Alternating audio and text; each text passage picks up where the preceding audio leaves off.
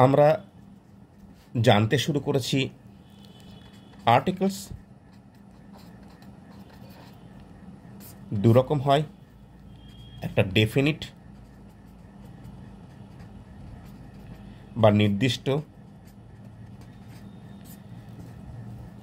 আর একটা indefinite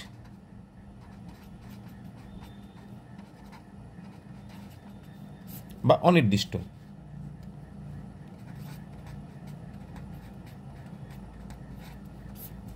definite article কি? একমাত্র টিএইচ দি বা দ। ইনডেফিনিট কি? এ আর এন। এই দুটো হচ্ছে ইনডেফিনিট আর্টিকেল।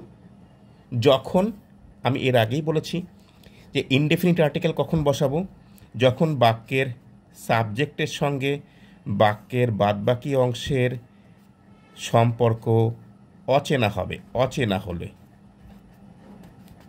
তখন ইনডেফিনিট আর্টিকেল বসবে। আর যদি চেনা হয় তাহলে ডেফিনিট আর্টিকেল বসবে। এই যে বললাম, দরজাটি যদি আমার চেনা হয়, সেই দরজাটি যদি খোলা থাকে, আমি বলতে পারবো যে ওই দরজাটি নির্দিষ্ট দরজাটি, যে দরজাটির মধ্যে দিয়ে আমি প্রবেশ করতে চাই সেই দরজাটি বন্ধ আছে। পার্টিকুলার ডোর। যখন পার্টিকুলার নাউনকে বোঝাবে, নাউনকে বিশেষভাবে বোঝাবে, নাউনকে চেনে, বাক্যের সাবজেক্ট যদি নাউনকে চেনে, তখন ডেফিনিট আর্টিকেল দি হয়। আর যদি না চেনে তাহলে এ অথবা এন আমরা ব্যবহার করি। খেয়াল রাখতে হবে তোমাদের। এইবার আমি টুকরো কয়েকটা কথা বলি, তোমাদের একটু মনে রাখতে হবে। সম্পূর্ণ দেখবে, ভিডিওটা একটু বড় হয়তো হবে। ডেফিনিট আর্টিকেল কীরকম হয়? ডেফিনিট আর্টিকেল আমি বলেছি দি হয়, আর ইনডেফিনিট আর্টিকেল এ অথবা এন হয়। আচ্ছা, যদি না চেনা থাকে,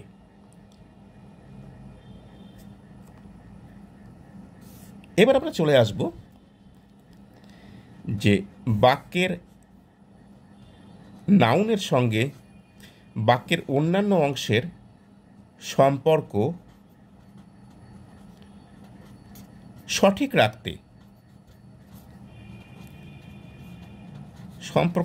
রাখতে আরও একটি পার্টস অফ স্পিচের ব্যবহার করা হয়। আরও একটি পার্টস, সেই জন্য আমি তোমাদের প্রথম দিন পার্টস অফ স্পিচ সম্পর্কে একটু আইডিয়া দিয়েছি। আরও একটি পার্টস অফ স্পিচ বা ওয়ার্ডের ব্যবহার হয়। ওয়ার্ড। এটাকে বলা হয় প্রেপোজিশন। আমি প্রথম দিন উচ্চারণটা প্রিপোজিশন বলেছি, তোমরা প্রেপোজিশন বলবে। কীরকম? PRE, preposition.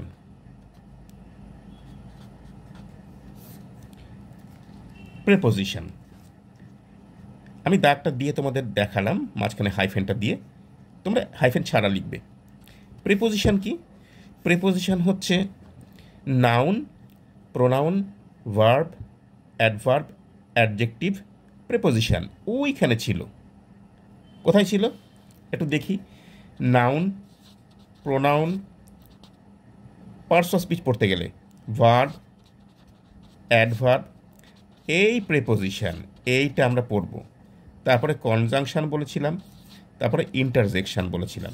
এই প্রিপোজিশন, তারপরে প্রিপোজিশন হচ্ছে একটা ওয়ার্ড যা কিনা বাক্যের অন্তর্গত, বাক্যের অংশ, মানে পার্টস অফ স্পিচ। প্রিপোজিশন কি?